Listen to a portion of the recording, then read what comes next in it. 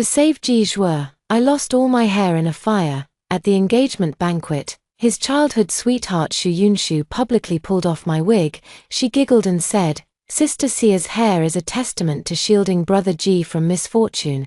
Everyone should see it." Gasps and whispers filled the room among all the guests.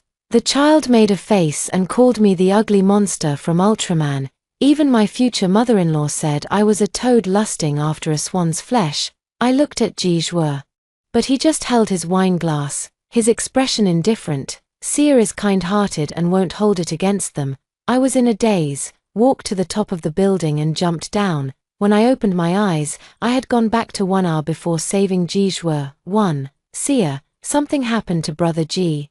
Xu Yunshu cried out. The warehouse in the west of the city is on fire. He rushed in to get the documents and hasn't come out yet. Oh, I responded calmly. Oh, Sister Xia. What kind of reaction is that? That's your fiancé. Xu Yunshu's voice rose. I chuckled lightly and walked toward the wardrobe, packing my things. Why should I worry about someone who can't die? In my previous life, I rushed into the fire like a madman. I protected him with a wet coat. But my back and hair were completely burned. My face was disfigured, and I lay in the hospital for 3 months. Ji Zhuo only came to visit once, bringing Xu Yunshu with him. He frowned deeply and said, "Xia, why are you so impulsive? The documents aren't important." Xu Yunshu hid behind him, timidly saying, "I'm sorry, Sister Xia, it's all my fault." At the engagement banquet, Xu Yunshu personally tore off my wig, bald scalp, exposed before the guests. Ji's mother scolded me, "Toad. The Ji family can't afford to lose face like this." Even the children called me a monster. Ji Zhuo held a wine glass, his expression indifferent. "Xia is kind-hearted and won't hold grudges," he said. "Yes, I am kind. So kind that I jumped from the 20th floor. Su Xia, are you even listening to me? If you don't go now, brother Ji will lose his life." Xu Yunshu screamed. I folded the last piece of clothing and zipped up the suitcase. "Xu Yunshu," I interrupted her, "if you're so worried, why don't you go save him yourself?" Dead silence fell on the other end of the line. I could imagine her stunned and venomous expression. I'm just a weak woman. How could I go into a fire?" She started with that routine again. "Shut up, you weak woman." I hung up. Block her. Block Ji Zhuo. The world is quiet. I pulled my suitcase without the slightest hesitation, stepping out of the villa where they had lived together for 3 years. Downstairs, a black Bentley came to a stop. The car window rolled down, revealing a face that was strikingly handsome yet cold. Shenmorchen, Ji Zhuo, my business rival. In my previous life, I had only seen him in financial news. He looked at me, then at the suitcase. His thin lips parted slightly. "Running away from home." His voice was cold. "Just a breakup," I replied indifferently. He raised an eyebrow, somewhat surprised. "Where to?" "I'll give you a ride, anywhere, as long as it's not here." The driver got out of the car and helped me with my luggage. The car smoothly drove onto the highway. The car radio was broadcasting the news.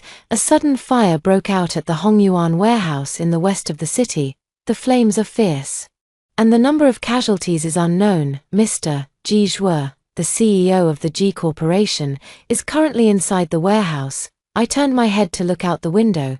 The street scenes flew past. In my previous life, I rescued Ji Zhuo from the fire, but he inhaled thick smoke and needed a week to recover.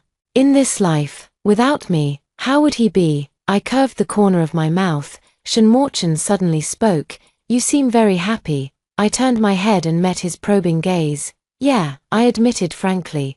"My ex-boyfriend might get burned to death. Isn't that something to be happy about?" Shenmorchen gave me a deep look but said nothing.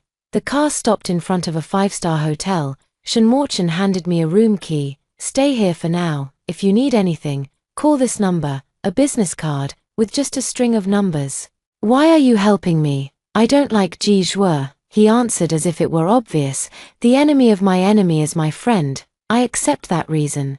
I took the room card and walked into the lobby, the presidential suite. The first thing I did, take a hot bath, in the rising steam. In the mirror, my skin was flawless, a head of glossy black hair. It felt like a lifetime ago. Great, there's still time for everything. I soaked for a long time. My phone started vibrating frantically. Unknown number. I answered it. Gij was mother's hysterical voice. Susia, where the hell have you been? Ajwa rushed into the fire for you. And we don't know if he's alive or dead. You jinx, I frowned. For me, in his previous life, he clearly said it was for the documents. Auntie, you've got it wrong. We've broken up. Whether he lives or dies has nothing to do with me. You heartless creature. The G family must have been blind. If anything happens to Ajwa, I will never let you off, she cursed frantically. I hung up directly. I put on my bathrobe and pour a glass of red wine. Downstairs, the traffic flows like a river. And neon lights flicker. This is what life is all about, not lying in a hospital bed, watching myself decay day after day. The next morning, the doorbell woke me up. I opened the door. Gij was stood at the entrance, completely unharmed. His face was pale, his eyes bloodshot. The way he looked at me was as if he wanted to devour me alive. Behind him stood Shu Yunshu, weeping like a rain-soaked pear blossom, and Ji's mother, her face filled with anger. Susia, you really are something, Mrs. Ji was the first to attack. A slap came flying. I dodged to the side. She missed and nearly fell. Jijwa caught her. You dare dodge, Mrs. Ji trembled with anger. I looked at her coldly. What gives you the right to hit me? What gives me the right? The fact that you almost got my son killed in the fire. Did I force him to go into the fire? I retorted. Mrs. Ji was left speechless by my words. Jijwa finally spoke, his voice hoarse. Sia, why aren't you answering the phone? His eyes were filled with complex emotions. Didn't feel like answering. I leaned against the doorframe, lazily. Do you know how worried I was? I thought something had happened to you. He stepped forward, wanting to grab my hand. I take a step back to avoid it. Worried about me. Shouldn't you be in the fire? Waiting for me to save you, too. The air freezes. Jijwa stares at me intently, trying to find a flaw in my expression. Behind him, Mrs. Ji and Shu Yunshu clearly didn't understand the situation. Ajwa, why are you wasting words with her? A cold-hearted woman like this isn't worthy of you. Mrs. Ji continued to shout. Shu Yunshu spoke softly. Brother Ji, don't be angry. Sister Sia might have been confused for a moment. As she spoke, she pulled on Jijwa's arm, her posture intimate. In my past life, I just couldn't stand seeing her like this. We would argue, and Jijwa would accuse me of being unreasonable. Now, I just find it amusing. Jijwa, I broke the silence. Since you're fine, take your mother and your childhood friend and disappear from my sight. I don't want to see you anymore. Sia, Jijwa's voice was urgent. Let's talk. There's nothing to talk about. I was about to close the door. But he pushed against the door with surprising strength. Susia, what exactly do you want? What do I want? I want all you disgusting people to stay far away from me. I want you to get lost, I said coldly. At that moment, a cold voice came from behind. President Ji. Isn't it a bit inappropriate to bring people to block my friend's door so early in the morning? Shenmorchen appeared at some unknown time. He was only wearing a silk nightgown. With the collar slightly open and his hair somewhat damp, he looked as if he had just woken up. He naturally placed his hand on my shoulder. In an intimate manner, Jijwa's gaze instantly turned fierce, staring fixedly at Shenmorchen's hand resting on my shoulder. Shenmorchen, why are you here? Why can't I be here? Shenmorchen chuckled lightly. He lowered his head to look at me, his eyes gentle. Baby, these flies are so noisy. Should I have security escort them out, baby? I almost laughed out loud. Shenmorchen's acting skills are truly a shame not to win an Oscar.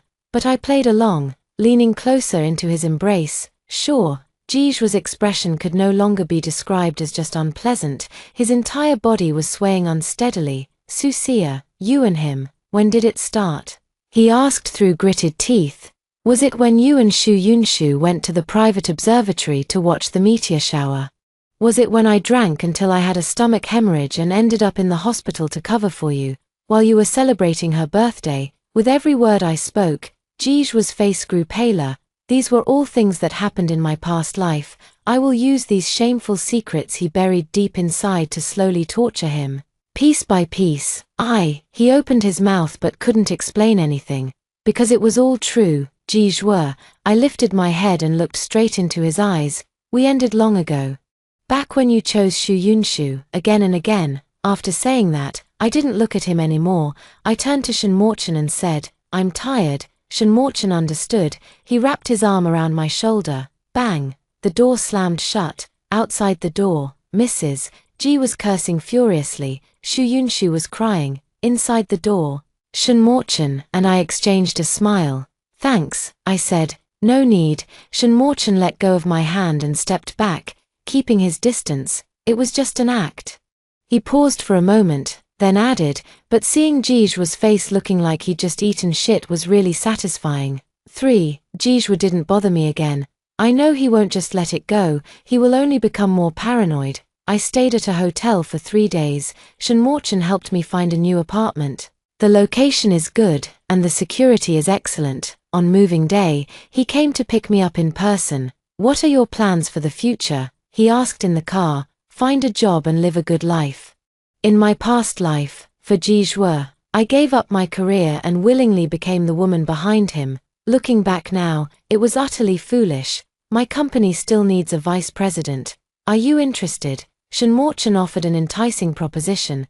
I looked at him somewhat surprised. President Shen, we're neither relatives nor friends. There's no need for you to help me like this. I've said it before, the enemy of my enemy is my friend. He looked ahead, his tone flat, and I admire your abilities. My abilities, in my previous life, to help Jijwa's company go public, I pulled countless all-nighters. The proposal that was made has been regarded as a classic in the industry. Everyone thought it was Jijwa's achievement. How did you know? I asked. I have my own sources. Shenmorchen didn't elaborate. This man is even more unfathomable than I imagined. I didn't agree immediately. I only said I would think about it. In the evening, I received a call from my mother, Sia. What exactly happened between you and Ajwa? His mother called me today and said many unpleasant things about you, claiming you don't know how to behave properly and that you're flirting with other men outside. My mother's tone was filled with concern. Mom, we broke up. Broke up? Why did you break up when everything was fine?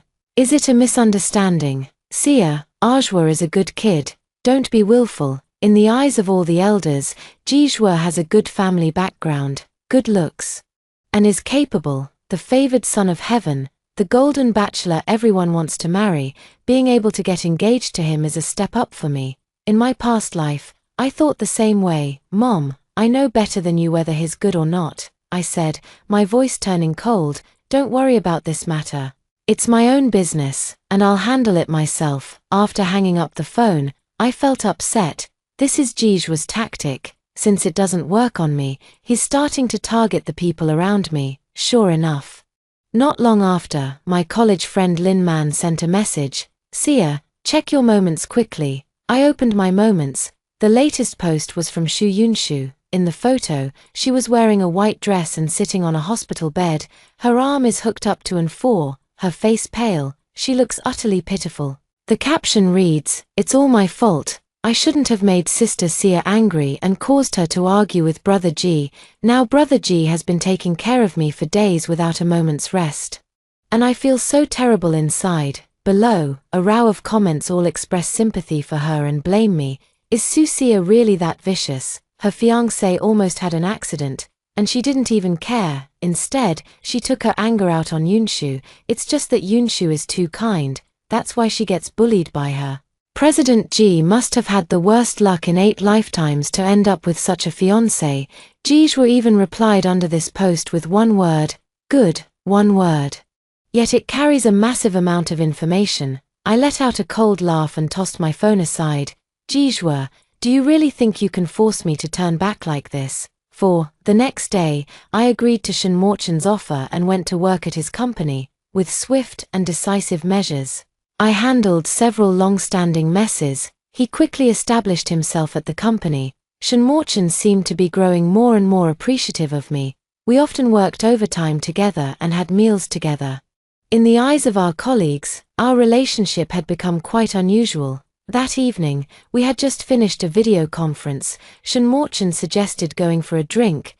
Jijwa has been frantically acquiring a small new energy company recently, Shenmorchen said, swirling his glass as if bringing it up casually. That company is your father's life's work, isn't it? My hand holding the cup tightened. My father's company went bankrupt due to a broken capital chain the year I graduated from university. Because of this, my father fell seriously ill and never recovered. In my previous life, Jijue had done the same thing. He bought my father's company and gave it to me as a gift. He begged for my forgiveness. He said, "Sia, look, I got back what your father valued most. From now on, let's live well together and stop fighting." I was deeply moved at the time. I thought he still had feelings for me. Now that I think about it, it was just another form of his charity and control. He wants to use this to force me to turn back. I said, "What do you think?" Shinmorchan looked at me. "It's just an empty shell company. If he likes it, he can have it." I take a sip of wine, the spicy liquid sliding down my throat. Shinmorchan smiled. "You've got guts." We talked a lot. He was very witty. Chatting with him was a very pleasant experience. Leaving the bar, it was almost midnight. Shinmorchan insisted on taking me home. At the apartment building, I was about to get out of the car. He suddenly called out to me, "Susia." I turned my head. He leaned in. His warm breath brushed against my ear. I instinctively wanted to pull away, but he only tucked a stray strand of hair behind my ear. "Your hair is beautiful," he said. My heart skipped a beat at that moment. Blinding headlights shone over. A familiar Maybach pulled up beside our car. Jijue got out of the car, his face dark and gloomy. He rushed over in a few steps, yanked the car door open, and pulled me out. "Susia, get down here this instant." He was gripping my wrist so hard it hurt. "Jijue, have you lost your mind?" I struggled against him. Shinmorchan also got out of the car and stepped in front of me, shielding me behind him. "President Ji, please show some respect." Shinmorchan's voice was as cold as ice. "Respect? You and my fiancé were pulling and tugging in the car late at night, and you still want my respect?" Jijue laughed in extreme anger. "We've already broken up," I said coldly, peeking out from behind Shinmorchan. "I didn't agree," Jijue roared, his eyes bloodshot. "Sia, come back with me. Stop making a scene." He tried to grab me again, but Shinmorchan stopped him. Two equally outstanding men stood confronting each other late at night outside the apartment building. Both exuded a powerful aura. "Jijue," Shinmorchan spoke up. "Sia is now my vice president, and also my friend. I don't want her to be harassed in any way." "Your friend?" Jijue sneered. "Shinmorchan, what are you scheming? Don't think I don't know. You just want to use her against me, don't you?" "President Ji, you're overthinking it," Shinmorchan replied without changing his expression.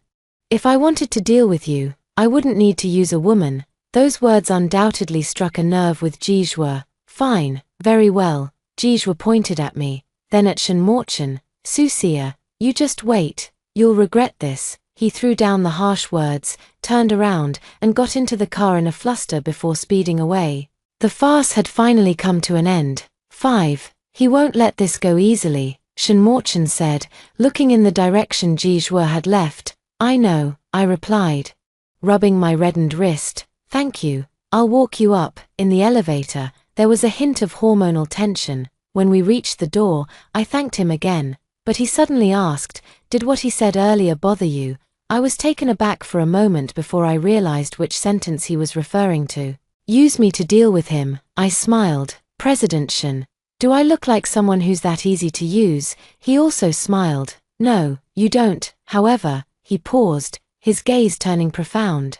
"What if I said I really do want to use you?" I looked at him and said nothing. "I want to use you." He slowly approached me until our breaths intertwined. "Stay by my side." His voice was deep and magnetic. My heart raced uncontrollably. In my past life, every beat of my heart was only for Jijue, and now, this man before me, with just a few words, threw me into complete disarray. I didn't know how to react. He just let out a light laugh and took a step back. "Good night." He turned and walked away, leaving me with a carefree silhouette. I leaned against the door, and it took me a long time to calm down. Shinmorchan, what exactly does he want to do? The following few days, Jijue indeed did not appear again, but he announced his presence in another way. The news of him acquiring my father's company was widely reported by the media. In the reports, he was portrayed as a deeply affectionate and domineering CEO. To win back a lover, I would spare no expense, and I, naturally, became the woman who took advantage of favor and didn't know what was good for her. In an instant, I became the laughingstock of the entire city. The way my colleagues at the company looked at me had changed, various rumors and gossip. That day, I was handling documents in my office. Linman called. Sia, quickly check the trending searches. I opened Weibo. My name was prominently featured at the top of the trending list. #Su Sia, the real-life gold digger #. Clicking in, it's a lengthy article. The article, written by an insider, details my climbing history in great detail. It claims that I come from an ordinary background and relied on my pretty face to latch onto Jijue. They say I'm insatiably greedy, and while I was with Jijue, I was also involved with other men in an ambiguous way. They say I'm cunning and manipulative, and that in order to force a marriage, I didn't hesitate to stage a rescue scene in a fire. In the end, I went too far, ended up hurting myself, and then turned around and blamed Jijue. The article was vividly written, complete with a few blurry photos. One is a photo of me and Shenmorchen at the entrance of a bar, another is a side profile of me in the hospital, with my head wrapped in bandages. There is also a photo of me and Jijue together, where I am smiling brightly while he remains expressionless. This article instantly went viral online. The comments section was filled with unspeakable content. Damn, this woman is so disgusting. A textbook-level gold-digging green tea bitch. I feel so bad for President Xi. Getting entangled with this kind of woman is such terrible luck. She looks decent on the outside, but how can her heart be so vicious? I looked at those malicious comments and felt a chill run through my entire body. I know. This is the work of Jijue and Xu Yunshu. They want to destroy me. In my previous life, they ruined my appearance and dignity. In this life, they want to ruin my reputation and my life. I gripped my phone tightly, my knuckles turning white. The office door was knocked on. Shenmorchen walked in. He saw my pale face and the content on the phone screen. His eyes instantly turned cold. Don't look at these. He took my phone away. This is what they did, I said, my voice trembling slightly. I know. He walked up to me, crouched down, and looked me straight in the eye. Sia, look at me. I lifted my head and met his unfathomable eyes. Trust me, he said, I can handle it. His voice had a calming power. The panic and anger in my heart gradually subsided. I nodded. Okay, I chose to believe him. 6. Shenmorchen acted quickly. In less than half a day, the hot search was taken down. That long post was also deleted across the entire internet, immediately. Shenmorchen's company's legal department, in my name, sent lawyers' letters to the marketing accounts that first published the article and several maliciously spreading bloggers. The entire process was smooth, seamless, and decisive. The online sentiment quickly shifted. I knew there would be a twist. The cost of spreading rumors is just too low these days. I support Sue in defending her rights. Make those trolls pay the price. President Shen is so bold. Protecting his wife with such strength. I love it. The words protecting his wife make my cheeks burn. After work, Shenmorchen invited me to dinner. The location was a very private French restaurant. Thank you, I said to him sincerely. I told you I would handle it, he said as he elegantly cut the steak for me. I just didn't expect Jijue to be so despicable. He's not despicable. Shenmorchen pushed the sliced steak in front of me. He's afraid, he's afraid of losing you. Shenmorchen lifted his head, his gaze burning as he looked at me.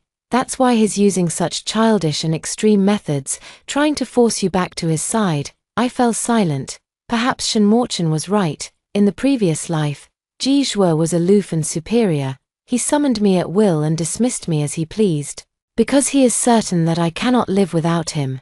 But in this life, Jijue has lost that certainty. He has become unlike himself. Sia, Shenmorchen suddenly spoke. Do you still love him? I froze. Do I still love Jijue? I have never asked myself this question. In my past life, I loved him so much that I could die for him, that love was etched deep in my bones. But that love, too, faded with that great fire, that humiliation, that final leap. It was worn away to nothing. All that remains is hatred. An overwhelming, boundless hatred. I don't love you anymore. I shook my head, my tone resolute, from the moment I decided not to enter that fire. I stopped loving you. Shinmorchan smiled, as if relieved. That's good. We had a very pleasant meal that evening. On the way back, I received a call from Lin Man. Sia, guess who I ran into today? She said excitedly. Who is it? Shu Yunshu. She actually tried to bribe me to help you arrange a meeting with Ji Zhuo and create the illusion of you two getting back together. I frowned. She also said that as long as I help, she would give me $1 million. What did you say then? Of course. I scolded her harshly and then threw the coffee in her face. What does she take me for? Lin Man said indignantly. I couldn't help but laugh. Well done. Exactly. But Sia, why do I feel that this Shu Yunshu is also a bit strange? How so? When she said those words to me, that look in her eyes, that tone of voice. It was as if she knew what would happen in the future. She said that Ji Zhuo would eventually change his mind, that you and he were meant to be, and that Shinmorchan was just a passing figure. My heart sank abruptly. Could it be that Shu Yunshu has also been reborn? This thought, like a bolt of lightning, struck my mind. If she has also been reborn, then everything makes sense. Why does she always manage to hit my sore spots so accurately? Why does she always manage to perfectly disrupt the last bit of warmth between me and Ji Zhuo? Why does she go to such great lengths to tarnish my reputation and push me and Ji Zhuo together? Because she knew that in her previous life, although Ji Zhuo was cold to me, he still ended up choosing to get engaged to me. She refused to accept it, so she was reborn and came back to take everything from me. She wants Ji Zhuo to belong to her completely. And the best way is to first make Ji Zhuo and me turn against each other. Then she would appear as a savior, comforting Ji Zhuo and making him completely give up on me. What a clever move of advancing by retreating. Shu Yunshu. You really are something. Sia, are you listening? Lin Man's voice brought me back to reality. I'm listening. Are you okay? I feel like something's off with you. I'm fine. I took a deep breath to calm myself down. Man, thank you for telling me this. Hey, we're like family. After hanging up the phone, I looked out the window. The night was deep, much like my current mood. 7. What's wrong? Shinmorchan beside me noticed my unusual behavior. I hesitated for a moment but still decided to tell him my guess. Shinmorchan, if I said that both Ji Zhuo and Shu Yunshu, like me, have been reborn, would you believe me? He froze. Then, a flicker of surprise flashed in his eyes, but he quickly regained his composure. I believe you. His reaction was much calmer than I had imagined. Why? Because of you. He looked at me with a serious expression. You and the Sia from the rumors are like two completely different people. Unless something life-altering happened, a person wouldn't change this much. I let out a bitter laugh. Yeah, after dying once, how could I not change? He didn't press me about my past life. He reached out and gently covered the back of my hand with his. Don't be afraid, he said, no matter what they try to do, I'll be by your side. His hand was warm, his palm dry. A wave of warmth flowed from the back of my hand all the way into my heart. Shinmorchan, I looked at him. Why are you so good to me? I had already asked this question once before. Last time, he said it was to deal with Ji Zhuo. This time, he remained silent for a long time. I thought he wouldn't answer for so long. Then he slowly spoke, his voice low, because, in my previous life, I owed you. I abruptly raised my head, looking at him in disbelief. You, could it be that he also? That's right, he seemed to read my mind and nodded. I've also been reborn. My mind went completely blank. Ji Zhuo, Shu Yunshu, Shinmorchan, all four of us have actually been reborn. What on earth is going on? Does the heavens think my life isn't chaotic enough? In my previous life, I was also present at Ji Zhuo's engagement banquet. Shinmorchan's voice pulled me back from my shock. I saw Shu Yunshu tear off your wig. I saw the Ji family mock and ridicule you. I saw Ji Zhuo's cold indifference. I saw you leave in despair, and then, I followed you. I saw you walk up to the rooftop. I saw you take that leap. His voice was very soft. Yet it struck my heart like a heavy hammer. So, he was there when I died. So, besides all the mockery and indifference, there was also a pair of eyes, silently watching me. I wanted to save you at that moment, but it was too late. His voice was filled with regret and pain. The moment you fell, I don't know what I was thinking, but I jumped down after you. I was completely stunned. He actually did that for me. So, when I opened my eyes again and returned here, I told myself that in this lifetime, I absolutely cannot let you suffer any harm again. He looked at me, his eyes filled with an unbreakable depth of affection and guilt. Sia, I'm sorry. In our past life, I couldn't save you. In this life, let me protect you instead, okay? My tears could no longer be held back, and they streamed down my face. I don't know what to say, I could only nod vigorously. He pulled me into his embrace, holding me tightly, as if trying to press me into his very bones and blood. Don't cry, he whispered in my ear, from now on, you have me. I cried my heart out in his arms. I cried for the foolishness and grievances of my past life.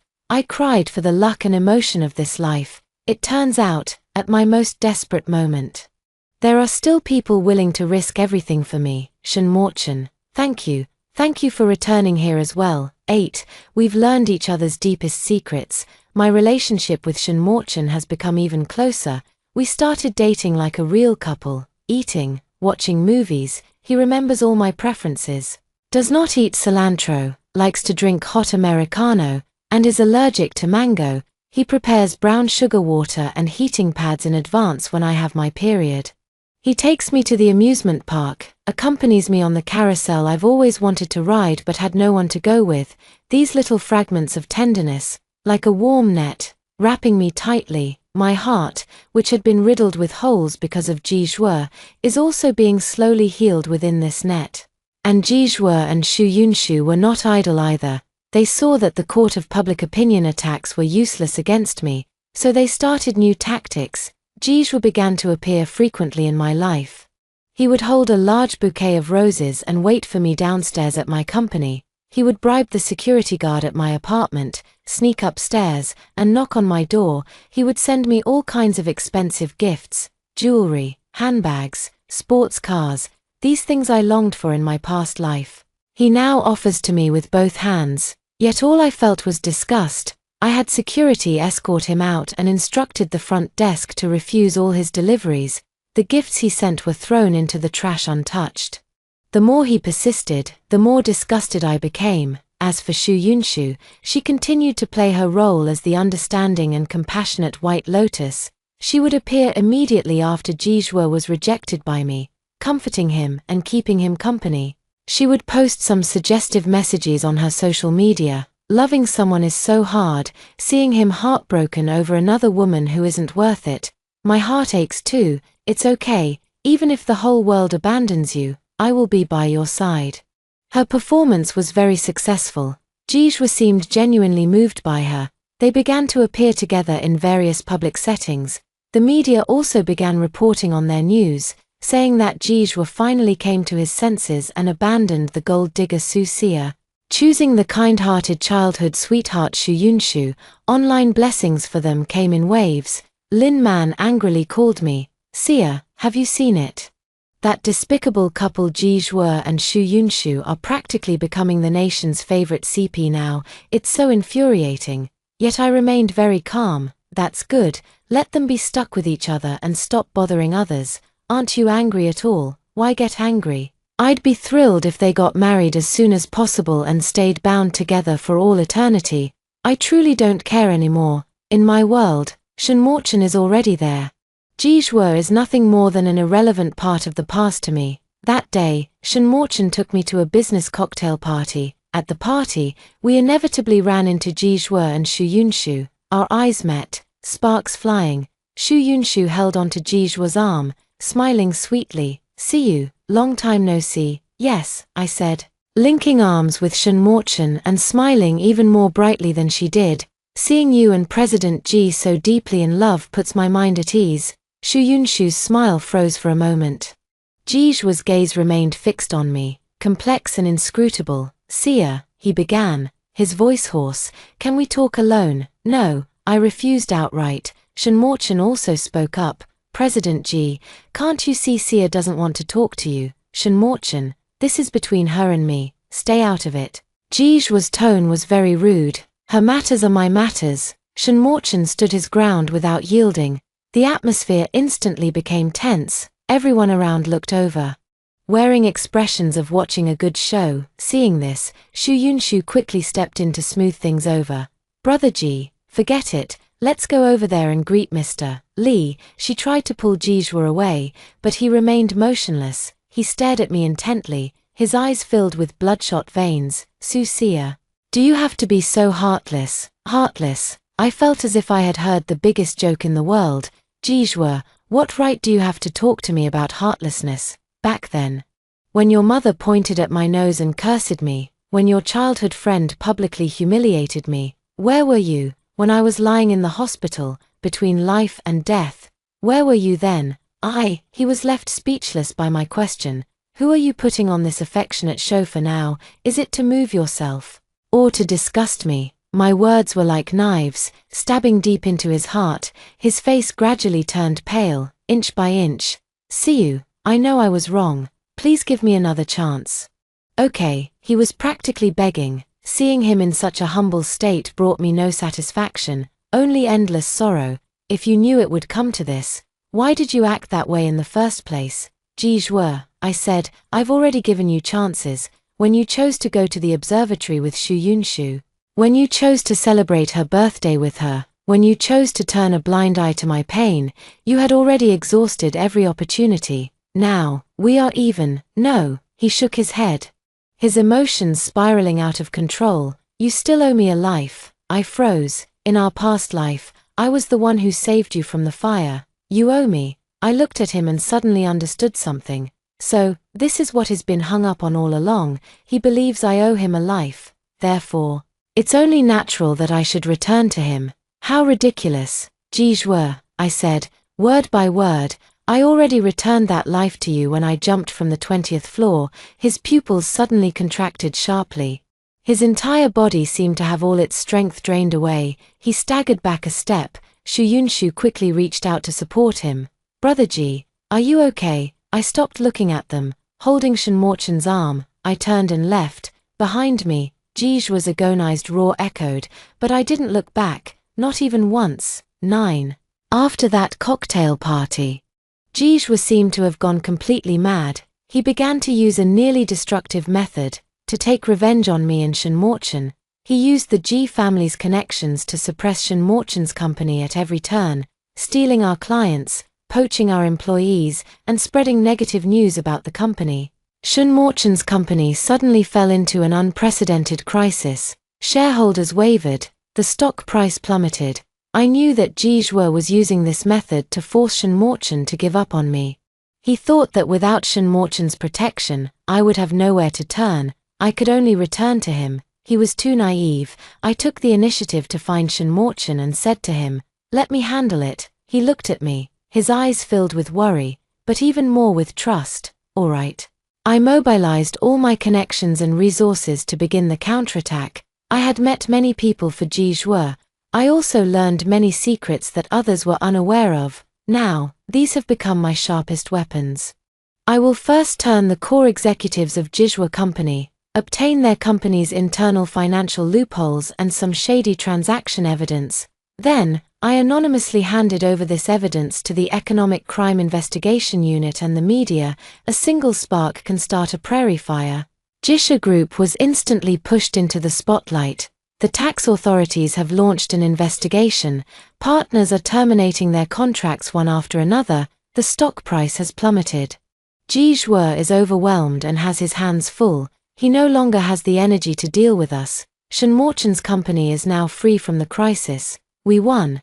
And we won beautifully. At the victory celebration, everyone was happy. Only Shinmorchan seemed preoccupied the whole time. I pulled him aside onto the balcony. What's wrong? Are you not happy? He looked at me, hesitating to speak. Sia, have you ever thought about why Jijua suddenly became so crazy? I was taken aback for a moment. Yeah. Even if it was for revenge, his methods were too extreme. It's like inflicting 1,000 losses on the enemy at the cost of 800 of your own. It's completely unlike something a rational businessman would do. He seems to be afraid of something, Shinmorchan said. Or rather, he's racing against something for time. Racing against time. In my heart, I suddenly had a bad feeling. At that moment, my phone rang. It was Lin Man calling. Her voice was choked with tears. Sia, it's terrible. Come quickly, Shu Yunshu. She's kidnapped your mother. My mind went blank with a buzzing sound. Shu Yunshu, how dare she? What did she say? My voice was trembling. She said you have to go alone to the abandoned factory in the west of the city. Use yourself to exchange for your mother, she also said. Lin Man sobbed. She said, this is what you owe her. She wants you to taste the suffering she endured in her past life. Past life, a terrifying thought began to form in my mind. How did Shu Yunshu die in her past life? I never cared to find out. I only know that after my death, Jijua was utterly heartbroken. Then, what happened next? My memory abruptly ends the moment I jumped from the high-rise. Sia, Shenmorchen held my cold hand. Don't be afraid, I'll go with you. No. I shook my head. She wants me to go alone. I can't let you take this risk alone. Shenmorchen. I looked at him with a determined gaze. This is a grudge between her and me. And I must be the one to end it. And I took a deep breath. I have a feeling. Tonight, everything will come to an end. 10. Abandoned factory. Dark and damp. The air is thick with the smell of rust and dust. I walked in alone. In the center of the factory, my mother was tied to a chair. A cloth was stuffed in her mouth. Her face was full of terror. Shu Yunshu stood beside her, holding a dagger in her hand, pressed against my mother's neck. She saw me and smiled. A smile that was frenzied and twisted. Sia, you've finally come. Let my mother go, I said coldly. Let her go, sure. Shu Yunshu patted my mother's face with the back of the dagger. Get on your knees and beg me. I looked into my mother's tear-filled eyes. Without hesitation, I knelt down. I beg you, let her go. Ha ha ha, Shu Yunshu laughed heartily, tears streaming from her eyes. Sia, you finally have your day. Do you know how long I've waited for this moment, in my past life? You stole my brother Ji. In this life, I've been reborn and sworn to make you pay with your blood. I want to make you lose everyone's support and be utterly disgraced. I want you to taste what it's like to have nothing at all. She was emotionally agitated. The dagger in her hand left a shallow cut on my mother's neck. My mother groaned in pain. My heart ached as if pierced by needles. Shu Yunshu, what do you actually want? What do I want? She put away her smile, her eyes filled with venom. I want you dead. I want you, just like in my previous life, to be tied up here and then burned alive, burned to death. I was stunned. What do you mean? You still don't know, do you? She smiled eerily. In our previous life, after you jumped from the building, Brother G went mad. He believed it was you who caused your own death, so he tied me up here, set the place on fire, and made me accompany you in death. He personally lit the fire, then stood outside, coldly watching me struggle, scream, and eventually turn to ashes in the sea of flames. He said, this is what I owed you. I stared at her in shock, unable to utter a single word. So, this was the ending of my previous life. Jijua, he actually. So, Shu Yunshu's eyes turned wild and obsessive. In this life, I've returned. I will make him make the same choice once again. As she spoke, she took out her phone and dialed a number. It was Jijua's. Brother G. Her voice instantly turned weak and helpless. Save me. Sister Sia and I have been kidnapped. We're at the abandoned factory in the west of the city. They're going to burn us alive. She hung up the phone and looked at me triumphantly. Sia, tell me, who do you think he'll come to save this time? I didn't speak, because I already knew the answer. Not long after, the factory door was kicked open. Jijua rushed in. He was also stunned by the scene before him. Brother G, Shu Yunshu cried out. Jijua's gaze swept back and forth between me, my mother, and Shu Yunshu. His face showed unprecedented pain and struggle. Jijua, Shu Yunshu cried out, come save me quickly. This place is about to explode. As she spoke, she pressed a remote control in her hand. The sound of ticking came from all around the factory. It was a time bomb. Jijua. I finally spoke, my voice eerily calm. You should leave. He snapped his head to look at me. Take my mother and go. What happens here has nothing to do with you. No, he roared. Sia. I'm not leaving. Brother G, Shu Yunshu screamed. Come here quickly. Have you forgotten how you treated me in our past life? You promised that in this life, You would make it up to me properly. Jishu's body trembled violently. He looked at Xu Yunshu, then at me. His eyes were filled with bloodshot veins. Choose, Xu Yunshu screamed hysterically. Jishu, choose, today, between the two of us, you can only take one. Time passed second by second, the ticking sound grew increasingly urgent. Sweat poured down Jishu's face like rain. He looked at me, his lips trembling as if he wanted to say something. But just then, another door of the factory was forced open from the outside. Shen Morchen rushed in with a large group of people. Sia, the moment he saw me, his eyes instantly turned fierce. His people quickly subdued the frenzied Xu Yunshu and rescued my mother. Meanwhile, he rushed to my side immediately and held me tightly in his arms. It's okay, he kept comforting me. I leaned against his chest, looking not far away at the one who was distraught, like a man abandoned by the whole world. Jishu, in the end, he still didn't make a choice, or rather, the moment he hesitated, he had already made his choice. He chose to give up. He gave up on me, and he gave up on Xu Yunshu. He didn't choose anyone. The bomb was defused. Xu Yunshu was taken away by the police.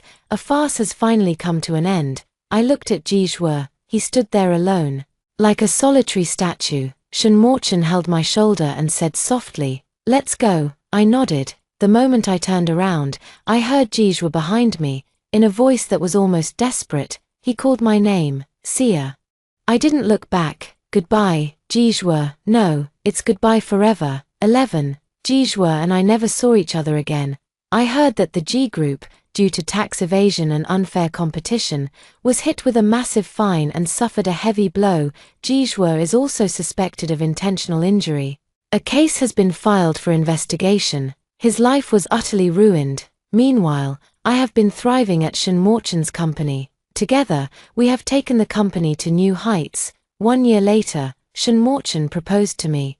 He knelt on one knee and took out a ring woven from foxtail grass. Sia, he looked at me, his eyes sincere and passionate. In our past life, I missed you. In this life, I don't want to miss you again. Will you marry me? I smiled, tears streaming down my face. All right, the end. That concludes the first story.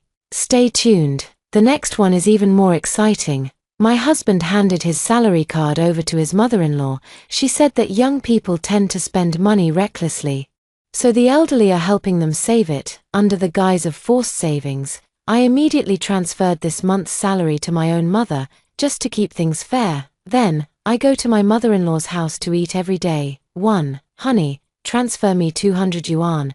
The car is out of gas, and I need to fill it up later, said my husband Zhongming. I was a bit puzzled. Why does my husband need money from me? If I remember correctly, he just got paid, right? What's going on?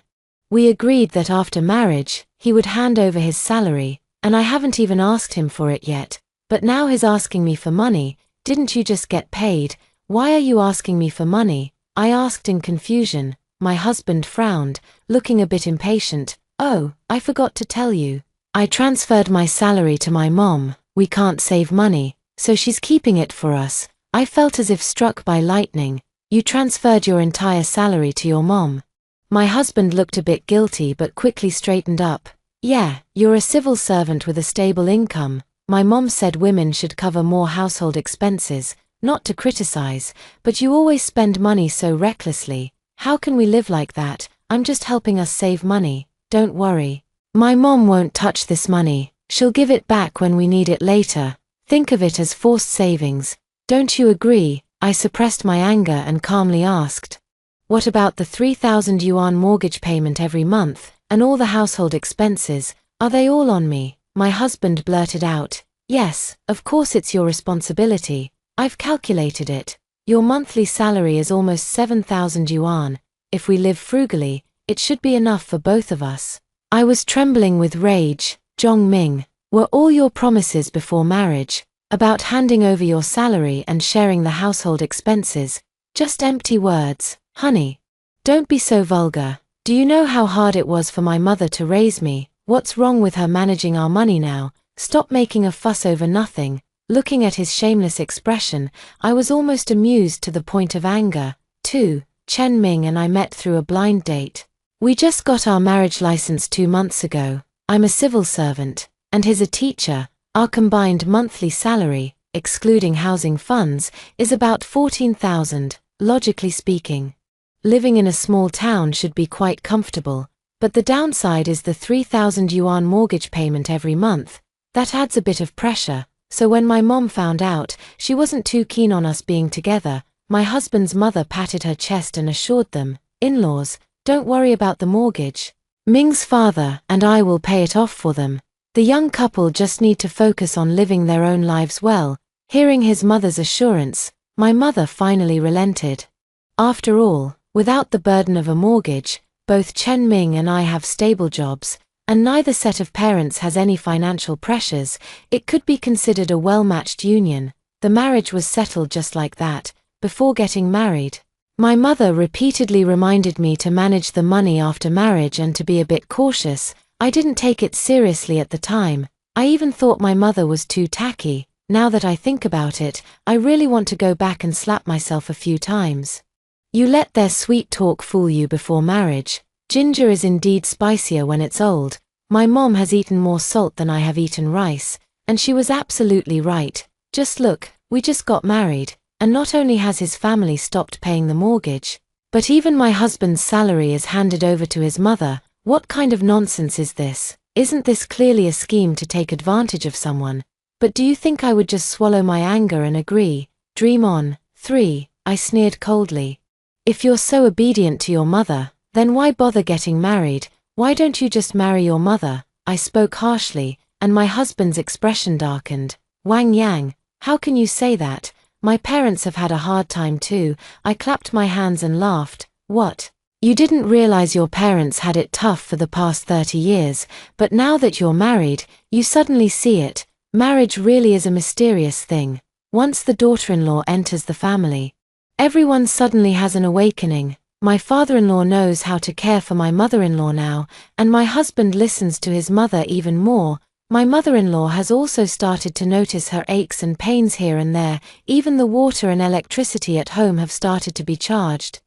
And going out to buy groceries costs money too. I find it strange. Did your daughter-in-law activate your family's defense system? After my scolding, my husband was a bit stunned. He muttered, "You don't have to be so sarcastic. My mom is just afraid we'll waste money. She's not spending it herself. She's just saving it for us. My mom has our best interests at heart. Look at you, ordering takeout every day and receiving packages. How can we save any money like that? Besides, she's my own mother. Would she really do anything to harm us?" I was so angry I laughed, then pulled my husband over to the pile of unopened delivery boxes in our home and started opening them one by one. "Alright, come on, let's see who these packages are for. These are shoes for the dog, dumbbells for the dog, clothes for the dog. Since the dog doesn't speak human language or do human things, let's just return them all." My husband's face instantly looked like he had eaten something disgusting, because the opened packages were all things I had bought for him. Just like that, he unexpectedly became the dog. He thought he could completely control me with the courier incident, but instead, he got a slap in the face. My husband's face turned red and then pale. He simply acted shamelessly, like a dead pig unafraid of boiling water, and said defiantly, "Anyway, I've already transferred the money to my mom. What can you do about it?" What can I do? I looked at him and said, word by word, "Fine, since you've handed your salary card over to your mom, I'll do the same and give mine to my mom. After all, we agreed before marriage that we should treat both sets of parents equally, right? We can't favor one over the other." My husband immediately got anxious. "How can that be? We're married. How can you give your salary to your mom?" I was so infuriated by his double standards that I laughed bitterly and retorted, "Why not? You can hand yours over to your mom, so why can't I give mine to mine? What, is your mom a mom and mine isn't? Are you saying it's okay for officials to set fires but not for common people to light lamps? Your mom won't harm you, but mine will harm me. Chen Ming, can't you, as a grown man, stop being so hypocritical and have some shame?" My husband was left speechless by my barrage of questions and finally stammered out, "Then if we both hand over our salaries, what will we live on? What will we eat?" I pulled my husband to the balcony and stood there motionless. My husband was terrified and looked at me defensively, saying, "Why did you bring me up here, trying to scare me by threatening to jump? Let me tell you, I've already given all the money to my mom. Your tricks of crying, making a scene, and threatening suicide won't work on me." I glanced at his cowardly appearance with disdain. "You're overthinking it. Weren't you asking what I'll eat from now on? This is it. The northwest wind. The northwest wind. Is it edible?" My husband was so angry with me that he was a bit dazed. After a while, he came to his senses and his expression turned even uglier. I frowned and said, "Of course, if you don't want to go hungry, there's another option. From now on, we'll have to eat at your parents' house every day." My husband instinctively refused. "We're already married. How can we keep going to my parents' house to eat? Isn't it bad to rely on them like this?" I picked up the cup next to me and threw it on the ground. "We're already married. Yet you still give your salary to your mom. So why can't we go to your house to eat?" My husband was startled, and his tone immediately softened. "But we can't go there to eat every day. What do you mean? Chen Ming, you married a wife, but your family can't even afford to support her." I retorted. My husband muttered, "Even if we go to my mom's place for dinner, what about the mortgage? The house isn't even under my name. Why should I care?" I didn't bother arguing with him any further. I took out my phone, tapped away, and transferred my entire month's salary to my mom, keeping only $500 for emergencies. When my husband saw this, he was furious. He thought I was just saying it.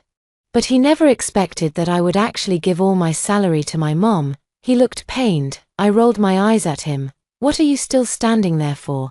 Hurry up and call your mom to tell her we're coming over for dinner tonight." 5. After work in the evening, I went straight to my mother-in-law's house. The mother-in-law was stunned. After all, she didn't make food for the two of us. When she saw the two of us return, she complained, "Why didn't you let us know in advance that you were coming back? There's no food prepared at home." I could tell at a glance that my husband, that coward, thought my earlier statement about eating at his parents' house every day from now on was just something I said in the heat of the moment.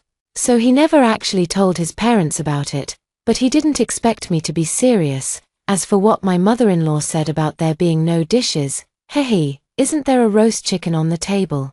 This mother-in-law of mine is quite the actress. Every time we went back home in the past, she and my father-in-law would always be eating noodles with pickles, or steamed buns with salted duck eggs. If you didn't know better, you'd think you'd traveled back to before the founding of the People's Republic. Don't ask. If you do, the answer is always that they're saving money for us. "We're old now," she says. "We don't need much nutrition. We can just eat whatever."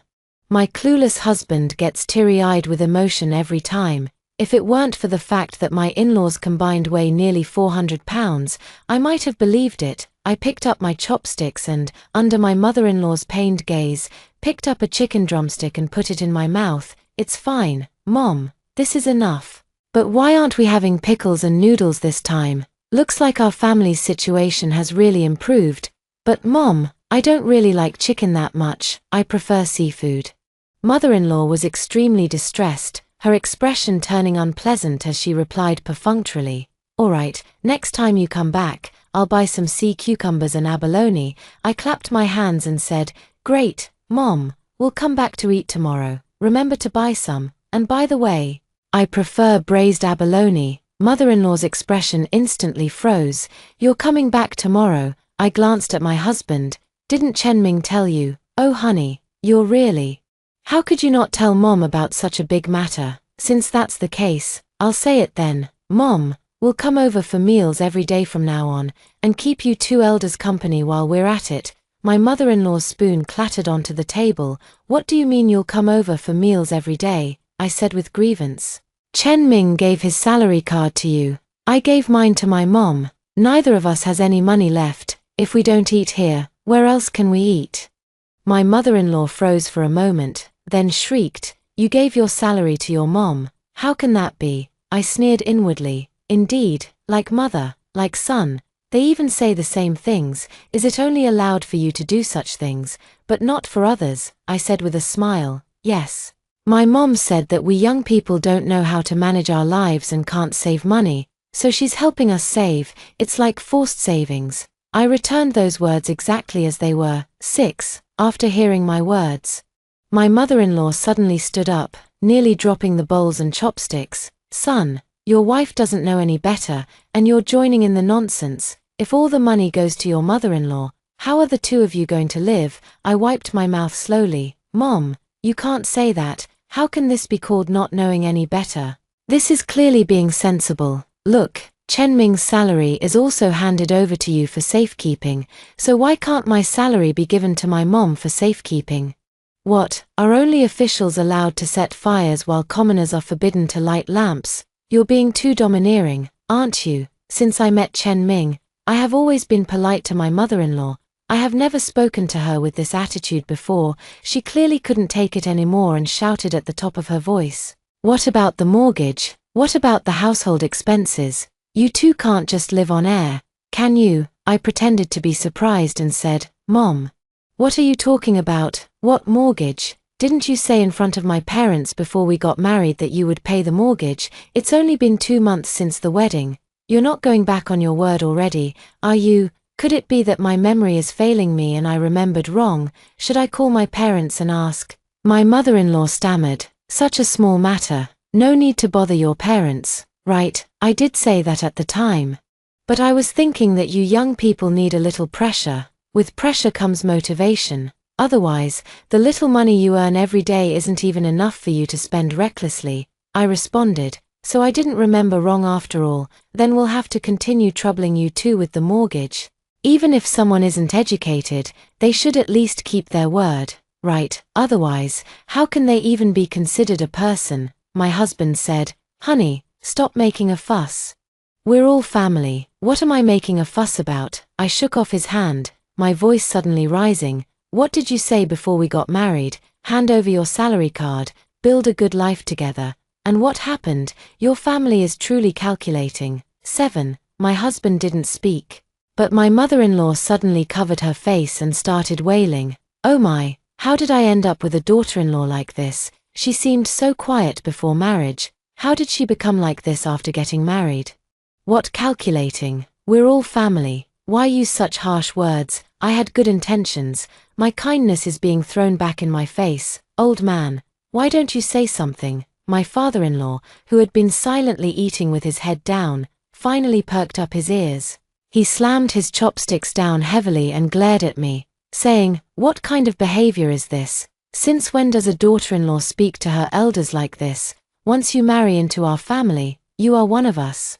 Go to your mother's place right now and get the money back. My mother-in-law chimed in. Exactly. When I married Chen Ming's father, I never managed the money either. It was always Chen Ming's grandmother who handled it. Since we had already torn off all pretenses, I didn't hold back either. I sneered and said, How can you compare yourself to me? You've lived for decades as nothing more than a bed warmer. You've never even held a job, relying on your husband your whole life.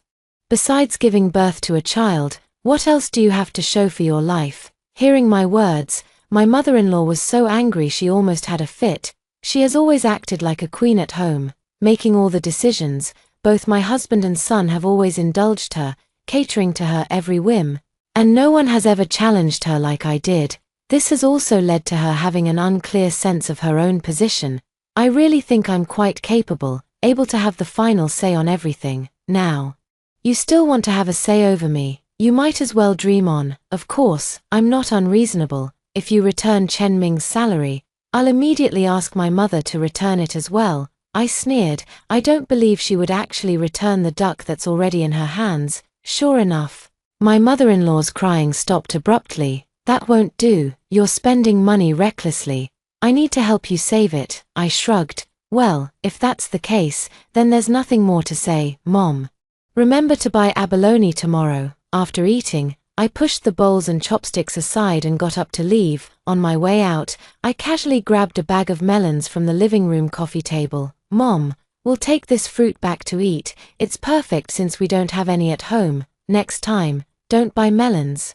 They're all pumped with growth hormones. I prefer apples. Yangtai Red Fuji. Don't get the wrong kind. My mother-in-law's face was about to turn green. 8. The next day, I dragged my husband to my mother-in-law's house right on time. As soon as my mother-in-law saw me, her face grew longer than a donkey's. She clattered the dishes onto the table, and when I looked, I laughed. The whole table was covered in green dishes. If someone didn't know better, they might think this was a reminder for someone to wear a green hat. I started eating without any concern. My husband frowned, glanced at my mother-in-law again, and seemed to hesitate to speak. I smiled. My husband is a true carnivore. He feels uncomfortable if a meal doesn't include meat. Making him eat vegetables every day is worse than killing him. I used to always feel sorry for him, making sure every meal had either meat or seafood. Now, whether he eats or not is none of my business, of course. As for me, it's a good chance to lose weight. Eating some leafy greens is just fine. Trying to use this trick to drive me away, wishful thinking. After finishing the meal, I walked around the living room. What a pity, there was no fruit today. My mother-in-law had a smug look on her face. I sighed. What a pity. It seems I have no choice but to take that box of yogurt with me. I picked up the box of amoxicillin in the living room and was about to head out. My mother-in-law's face turned pale again. You're taking the yogurt too? You're always taking advantage of us old folks, aren't you? Aren't you ashamed? I shrugged my hands. Well, there's no other way. We've given all our money to you. How can we afford to buy yogurt? Besides, experts say that drinking too much yogurt is bad for the digestive system of the elderly. I'm just doing this for your own good. Mother-in-law was so angry she couldn't speak. 9. A few more days passed. Not only were the vegetables green, but my husband's face also turned green. Finally, when my mother-in-law brought out another pile of vegetarian dishes, my husband lost his temper. Mom, why is it vegetables for every meal? Who can eat this? My mother-in-law said with an apologetic smile, oh, you kid, meat is so expensive these days. Besides, eating vegetables is good for you. She shot her husband a meaningful look. Her husband immediately understood. He shut his mouth. He said nothing more. I simply smiled without speaking. The next day, my husband said he was going on a business trip and wouldn't be home for meals these days. I went to my mother-in-law's house by myself. Great, even the green vegetables are gone. The table is set with boiled noodles and a plate of red pickled vegetables. Chen Ming isn't here either. Let's make do with what we have today, my mother-in-law said, a hint of smugness flashing in her eyes. Does she really think this will make me back down? I didn't make a sound. I took out my phone and called the restaurant I frequent, asking them to deliver an extra-large portion of spicy crayfish. Since I often eat there, the owner and I are quite familiar with each other. I transferred the money directly to the owner and specifically instructed him to ask my mother-in-law for another payment. If I can get the money, I'll give it all to him. The boss was overjoyed. How could there be such a good thing? He eagerly agreed without hesitation. 10. The boss was very efficient, and within less than half an hour, there was a knock at the door. The mother-in-law went to open the door. We didn't order any crayfish. You've got the wrong address. I don't care, it was your family who ordered it. The address is correct, the boss said loudly. I quickly walked out and said, Mom, I was the one who ordered the crayfish. It's correct. Please pay him. The mother-in-law raised her voice. Why should I pay for what you ordered? You spendthrift. How much did this cost? Whoever ordered it should pay. I spread my hands and said, I want to pay, but I don't have any money. Mom, isn't my salary card with you? My mother-in-law just wouldn't take out the money. The boss scowled and said, I don't care who pays, but since it was delivered to your house, you have to pay. Do you think you can get away without paying? My mother-in-law scolded. Whoever placed the order, you should ask them for the money. She's the one who ordered it, so go ask her. Why are you asking me for money? I took one look, sat down on the ground by the door, and started wailing and crying. Uncles, aunties, everyone, please judge for me. I never get enough to eat at my in-laws' house. And when I order takeout, my mother-in-law scolds me. Why is my life so miserable? The neighborhood where my in-laws live is a residential building for my father-in-law's work unit.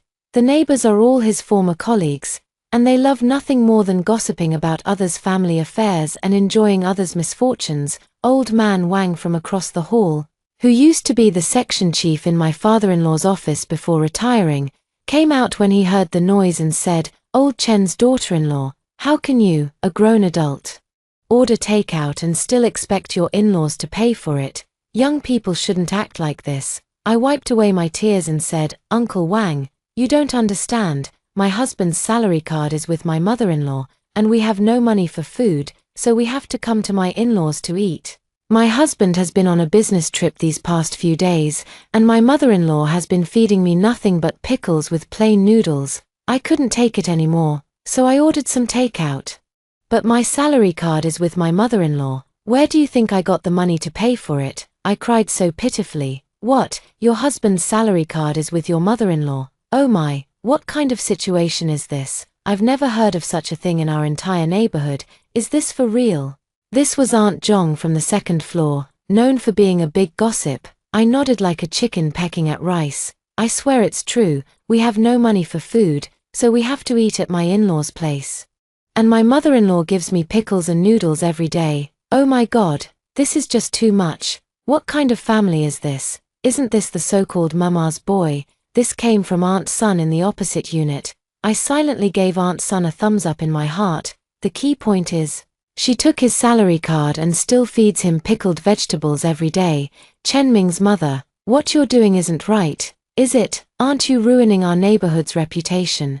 This was from Uncle Chen on the third floor. Listening to the pointed comments from their former colleagues, my in-laws were dumbfounded. And my father-in-law cares the most about face. How could he withstand this? He glared at my mother-in-law and yelled, hurry up and give him the money. Aren't you ashamed enough? My mother-in-law looked at me with resentment and reluctantly handed the money to the boss.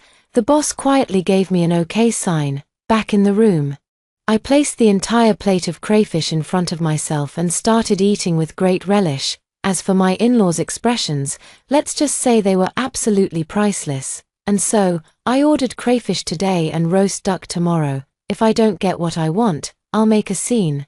My mother-in-law has finally learned her lesson and no longer dares to feed me noodles and pickled vegetables. Fresh green vegetables were served again, and my husband, who had been away on a business trip, finally returned.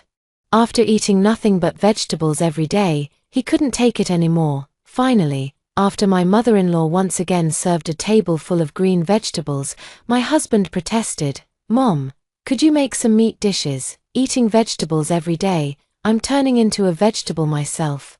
My mother-in-law reluctantly agreed with a displeased expression. 11. The next day, my mother-in-law excitedly brought back a large piece of pork ribs and whispered to my father-in-law in the kitchen, Old man, let me tell you, I got a great deal. I heard this pig died from heat stroke, so the meat is cheap, half the price of regular pork. Father-in-law frowned and said, how do you know it died from the heat? Could it be a sick pig? Eating sick pork can make you ill. Mother-in-law patted her chest and said, don't worry. It's absolutely fine. I've asked carefully. Father-in-law didn't say anything more. That evening, mother-in-law stewed a large pot of pork rib soup. My husband happily ate one bowl after another. I made the excuse that I had no appetite and didn't take a single bite. Of course, no one cared whether I ate or not. In my mother-in-law's eyes, it was best if I didn't eat. My husband ate to his heart's content. After finishing, he burped and said to me, so, honey, isn't my mom pretty good at managing money? You're just too suspicious all the time. This is my own mother. Would she ever harm me? The pork rib soup today was really delicious. I can't believe you didn't eat any. Are you sulking with me? Ha, suit yourself. It's not me who'll go hungry. My husband lay down with great satisfaction. In the middle of the night, he suddenly broke out in a cold sweat and kept running to the bathroom, so much that he was almost completely drained. I laughed and said, oh dear, it seems this meat really is delicious. You should have eaten more, honey. My husband didn't say a word. The in-laws weren't much better either. I heard the old couple almost came to blows over who got to use the bathroom first. When my husband found out it was the sick pork his mother bought that caused his severe diarrhea, he flew into a rage. After having a big fight with his mother, he privately told me, honey, maybe I should take back my salary card and we should go back to eating at our own place. I miss your cooking. I sneered inwardly. You bet you miss it. Don't you? Back in the day, I would make all kinds of delicious food for him in creative ways every day. Fish, meat, shrimp, Everything was bought at its freshest. When it came to fruit, we only ate the most expensive kinds, and now you want the salary card back. Too late, I frowned and said, let's not. I really don't want to cook anymore. I think it's fine to eat at my parents' place. My husband made a pained face. I ignored him and fiddled with my phone. I then sent a 200 yuan red envelope to Aunt Zhong, who lives in the unit opposite my mother-in-law's, to thank her. Yes, I deliberately leaked the information about the diseased pork to my mother-in-law through her. I don't think it's my fault, after all. If my mother-in-law hadn't been so eager for small advantages, my plan wouldn't have succeeded. 12. Because of the diseased pork incident, my husband has developed some dissatisfaction with his mother, treating her with obvious disdain and disapproval. But on this day, my husband came home from work particularly excited, and all the dissatisfaction from the past few days vanished instantly. Our principal spoke with me today. The head of academic affairs is retiring, and the principal wants to recommend me to take over as the new head. My husband's face was full of anticipation. He had been working for several years, always diligent and dedicated, but he had never been promoted. Now that this opportunity had finally come, he was naturally very excited, and the dissatisfaction brought by the incident of the spoiled pork a few days ago had completely disappeared. Mother-in-law was also very happy. That's great, son. Mom always knew you were the best. See, I was right, wasn't I? Hearing that her son was about to get a promotion, my mother-in-law seemed to straighten her back a little and looked at me with a half smile. My son is going to make something of himself now. Unlike some people who've been working for years and are still just a clerk, I advise you to behave yourself. If you don't straighten up, be careful. My son might divorce you and find someone better. I raised an eyebrow but remained silent. My husband coughed. Mom, give me 10,000 yuan. I'll buy some good liquor and cigarettes to give to the leader. Teacher Yang from the next office has been eyeing this position for a long time. We need to act quickly. My mother-in-law raised her voice sharply. What, 10,000? Why so much? My husband said, it's not that much. 2 bottles of Mao Tai and 2 cartons of Zhonghua cigarettes, and it's gone. Besides, once I become the head of academic affairs, are you afraid we won't get it back? Mother-in-law's eyes shifted. All right. Son, leave this matter to me. I'll handle it properly for you. It's just cigarettes and alcohol. No problem. My husband was a bit skeptical. Mom, this is no joking matter. Are you sure you can handle it? You can't mess this up. It concerns my future. Mother-in-law patted her chest.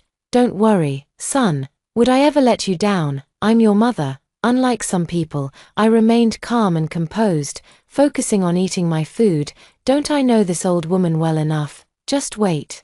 My husband's surprise is yet to come. 13. The next day, my mother-in-law handed my husband a gift bag. When he opened it, he found 2 bottles of premium 52 proof Mao Tai liquor and 2 packs of soft-pack Chinese cigarettes. Everything looked fine. My husband happily took them to his workplace. After coming back, I started dreaming about getting a promotion. During those days, my husband even started speaking to me in a louder voice. I sneered inwardly, thinking he's already getting carried away before even getting promoted. If he actually gets promoted, I'm afraid the whole world won't be able to contain him. Just let him be arrogant for a few more days. Sure enough, a few days later, my husband came home from work looking as dejected as a defeated rooster. On the way to my mother-in-law's house for a meal, he complained to me. I don't know what's going on. It was clearly agreed that I would be the head of academic affairs. But today, they announced it's that old Yang. I even gave gifts, and our principal hasn't been giving me a good look these past few days. He even scolded me in front of the students without any regard for my dignity. After taking my gifts, he still treats me like this. What a piece of work. I didn't say anything, but I sneered inwardly. He'd probably have to ask his dear mother about that. 14. I felt a bit of schadenfreude inside, but still pretended to comfort him with a few words. When we arrived at my mother-in-law's door, my husband was about to knock when we overheard her chatting with her old friend, even through the iron door. My mother-in-law's voice was remarkably penetrating. My son Chenming is about to get a promotion in the next few days, and his salary will increase quite a bit then. A few days ago, he asked me for money to buy gifts. He actually wanted 10,000 yuan. What a waste, don't you think? You know what clever idea I came up with, the old friend said. Did you buy 2 bottles of fake liquor? The mother-in-law said proudly. Buy fake liquor, wouldn't that give it away? Am I that stupid? Let me tell you, I spent 60 yuan to buy 2 empty liquor bottles, and then I poured some erguatu into them. Those are genuine liquor bottles, and they're from a 7-year aged liquor. Even if someone checks, they won't be able to tell it's fake. So, am I clever or what? The old friend exclaimed. Oh my, you really are something. But what if they can tell it's fake? My mother-in-law said with a look of indifference. How could that be? It's all baijiu anyway, what's the difference? They can't tell. Those people only drink expensive liquor to save face. Let me tell you, once my Chen Ming gets promoted, I'll have him change his wife right away. His current wife is really... My husband was trembling with rage outside the door. His face had turned the color of liver. He never expected that the reason he didn't get promoted was because of what his mother-in-law had done. Fake alcohol. No wonder the principal looked at him with such dissatisfaction. Before I could even react, my husband kicked the door open, pointed at his mother, and yelled, "Mom, do you have any idea what you've done?" The 2 people in the room were startled. The mother-in-law looked confused and said with dissatisfaction, "What's wrong with you? You just got off work and you're acting crazy. Acting crazy? You've ruined my career. I didn't get the promotion this time. Why did you make fake liquor?" The mother-in-law looked guilty and denied. "What fake liquor? I don't know what you're talking about. You're still pretending. I heard everything just now." Her old best friend saw that things were not going well, picked up her bag, and quietly left. Her husband and mother-in-law had a big argument. "My career is over," her husband cried, holding his head in his hands. Her mother-in-law sat there in a daze. I sat to the side, fiddling with my freshly done manicure, feeling quite pleased with myself. Old Zhong, the scrap collector, performed quite well. Thanks to him, I was able to smoothly sell the empty bottles I collected to the old lady. I'll buy him a pack of cigarettes tomorrow. 15. After the promotion fell through, my husband ignored his mother for several days. He also firmly demanded that his mother return his salary card. But it must be said that his mother is no pushover either. She resorted to crying, making a scene, threatening suicide, and playing every emotional card in the book. My husband's heart softened again, and he was easily manipulated. He explained to me sheepishly, "My mom didn't mean it on purpose. She's just been poor for so long that she's developed a limited way of thinking. After all, she's my mom. She didn't mean to harm me." I sneered and said nothing. "If you're happy, that's all that matters." Perhaps even heaven couldn't stand it anymore. Before I could come up with a new plan, something happened to my husband. That day, I was at work when I received a call saying that my husband had been in a car accident and was being treated at the hospital. When I arrived at the hospital, my husband was sitting in a wheelchair. His upper body seemed fine, but one leg was bleeding. It looked like it might be broken, though it didn't seem life-threatening. When he saw me, my husband visibly relaxed and said, "Honey, you're finally here. Please go and pay the fees first."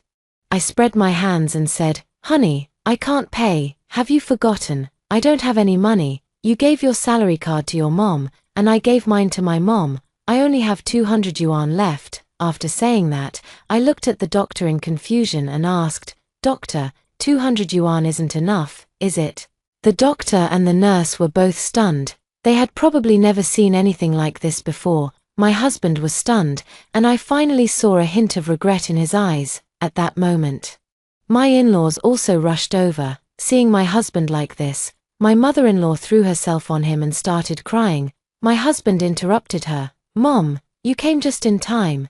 Go and pay the bill first." My mother-in-law's eyes flickered, and she mumbled something under her breath. A bad feeling rose in my husband's heart. Sure enough, my mother-in-law spoke up. "Mom doesn't have any money." My husband was on the verge of breaking down. "Didn't I give you my entire salary every month? Where is the money?" My mother-in-law said. "I put it all into investments." My husband was stunned. "What investment? Just a few days ago, a store was giving away eggs and asked us to attend a lecture. I put all my money into it, but now I can't find them anymore. Son, your mom has been scammed." My mother-in-law was sobbing. That's when I realized why there were so many eggs at home. It turns out they were from attending those lectures. Haha, serves you right. My husband was so angry that he was trembling all over and couldn't speak. My in-laws started calling relatives and friends, and finally managed to borrow 20,000 yuan from somewhere to at least cover the surgery cost. To please my husband, my mother-in-law came to the hospital every day to take care of him, making chicken soup and pork rib soup in various ways. My husband is running out of air again. I thought this matter was over, but perhaps even heaven couldn't stand by and watch. Something else has happened. 16. That day, my mother-in-law came out of the doctor's office and told my husband in a panicked tone that he had cancer. The doctor said a conservative estimate would be around 500 to 600,000. My husband was completely thunderstruck, after crying and wailing for a while. My mother-in-law said, "Son, maybe we shouldn't go through with the treatment. Where would I find that much money?" My husband gritted his teeth and said, "You're my own mother. I give you my monthly salary, and now you're telling me you won't get treatment." My mother-in-law stiffened her expression and said, "Even if I am your own mother, I have to say this. Your condition simply can't be cured. It will only lead to losing both your life and your money. What will your father and I do then? How will we manage in our old age? My son, you can't be so selfish. Let's just accept that our bond as mother and child was never meant to be deep." My husband's eyes were filled with resentment. My mother-in-law didn't bother either. What kind of trouble could a dying person possibly stir up? She and my father-in-law simply stopped coming to the hospital altogether. My husband was abandoned, his face ashen with despair, but then another surprise came. It turned out my husband didn't have cancer. My mother-in-law had misread the report and mistaken someone else's for his, apart from the fractured leg from the car accident. My husband is perfectly fine. He's incredibly healthy. Isn't that a surprise? Isn't it unexpected? Heaven and conscience bear witness. This time it really wasn't me who had someone do it. After all, hospitals are not a place where I can reach out. One can only say that even heaven couldn't stand to watch any longer. My husband is overjoyed. His whole spirit and energy have come back to life. I don't really care. After all, being a widow doesn't sound that great either. And the mother-in-law was dumbfounded. It was too late to pretend to have a deep mother-son bond. 17. After being discharged from the hospital, my husband's mind became completely clear, and he resolutely demanded his salary card back from his mother. The mother-in-law threw herself on the ground, throwing a tantrum and refusing to give it back. "Mom, you better think it through. If you don't give it to me, I can always get a replacement card. After this, our mother-son relationship ends here. Don't worry, I'll still give you the basic living expenses every month." My husband was uncharacteristically firm this time. My mother-in-law was stunned and obediently handed over the card. My husband then turned around and gave the card to me. "I regret it, wife. Let's live a good life from now on. I'll hand over my salary card to you from now on." My husband handed his salary card to me. He thought I would happily take it, but unexpectedly, I didn't take it. Rather than believing that a prodigal son's return is more precious than gold, I believe that one act of infidelity means they can never be trusted again. From the very beginning of our marriage, he was full of schemes against me, of course. My mother-in-law played a role in stirring up and encouraging this, but ultimately, it was his own fault. Such a person, even if they have a change of heart this time, it's not because of a guilty conscience, but because their interests have been harmed. Genetic inheritance is terrifying, deep down. He is just as selfish and calculating as his mother. Life is so long. If I continue to live with such a person, how can I trust him to have my back when we face a major crisis in the future? A marriage that has lost trust is better off ended. No need, keep your salary card yourself. Tomorrow at 8, we'll meet at the Civil Affairs Bureau. My husband's face turned ashen. I turned and walked away. My good days are yet to come. That's all for today's story. If you enjoyed this video, please give it a like and subscribe. If you have any suggestions, feel free to leave a comment below. See you in the next video.